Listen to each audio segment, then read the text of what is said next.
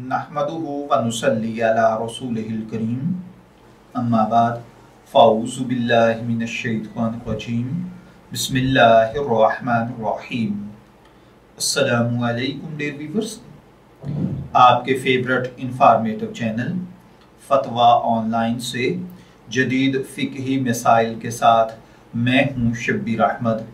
हमारा आज का टॉपिक है कि इजी पैसा या जैज़ कैश वगैरह अकाउंट्स में से कैश बैक की मिलने वाली रकम का हिसाब। ये एक सवाल है जो कि हमसे बिलाल अहमद साहिब ने पूछा है।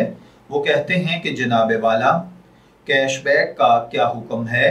अगर जैद ने अपने मोबाइल से बकर के लिए कोई चीज़ मंगवाई जिस पर जैद को कैश बैक मिला, तो वो किसका हिस्सा है, किसका हक है, यानी जैद का या बकर का? जैसा कि आमतौर पर एक बंदे को ज़रूरत होती है लेकिन उसके पास अकाउंट नहीं होता और दूसरे बंदे के पास अकाउंट है, तो उससे जो वो चीज़ मंगवाएगा उस पर जो सब्सिडी दी जाएगी, उस सब्सिडी पर उस अकाउंट होल्डर यानी उसके मालिक का हक होगा, या वो सब्सिडी जिसने जो चीज़ मंगवाई है उसको अदा की जाएगी।